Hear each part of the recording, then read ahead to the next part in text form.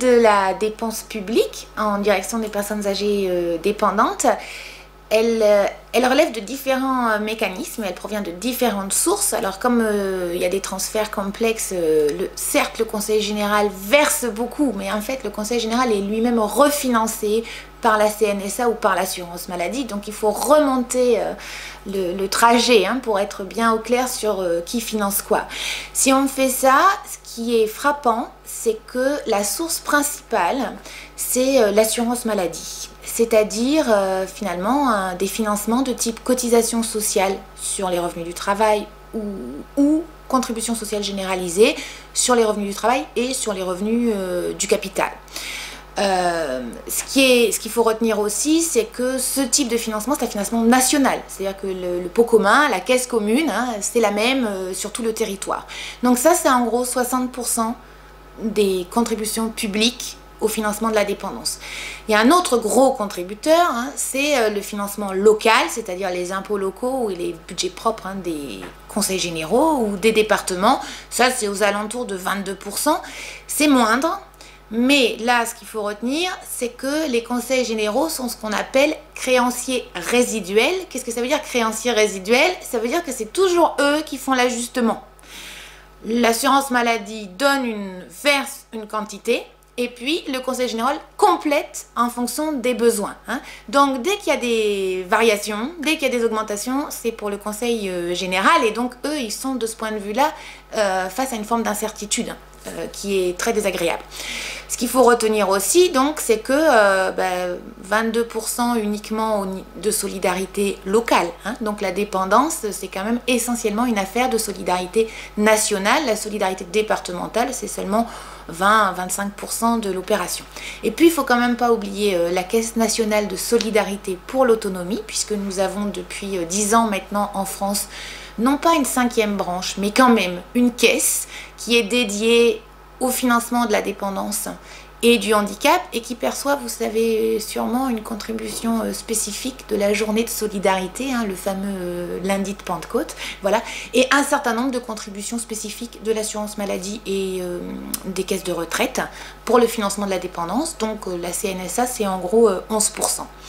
Alors derrière ces grandes masses ou cette répartition des masses, ce qui est important de retenir et que j'ai un peu esquissé déjà, c'est que ce sont des logiques très différentes de solidarité publique qui sont mises en œuvre par l'assurance maladie, par les conseils généraux et par la CNSA.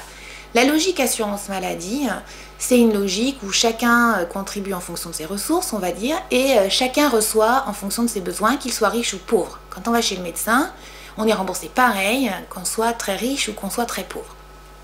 La logique conseil général, c'est en fait une logique d'aide sociale, et ça c'est au contraire une solidarité collective qui est ciblée uniquement sur les plus pauvres. C'est la logique des APL par exemple, des allocations logement qui sont uniquement pour les plus pauvres.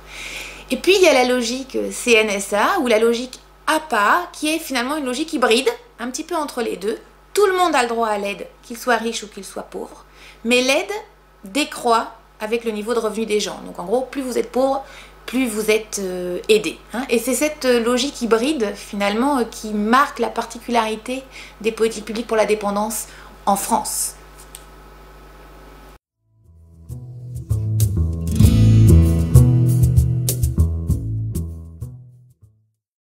Les logiques de solidarité collective et les formes d'intervention publique qui sont mises en œuvre sont assez variables selon les pays. Alors sans aller jusqu'aux États-Unis où c'est très très particulier, restons en Europe, on a déjà un certain nombre de modèles intéressants.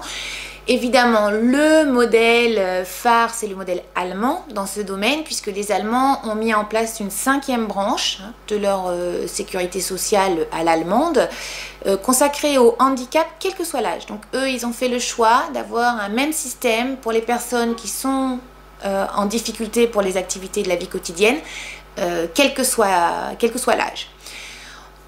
À l'opposé, on a un autre modèle, si tant est que je puisse dire un modèle, qui est l'Espagne, parce que la prise en charge de la dépendance est décentralisée je ne sais jamais comment ça s'appelle, aux régions, voilà. Donc la Catalogne n'a pas fait les mêmes choix que la Galice.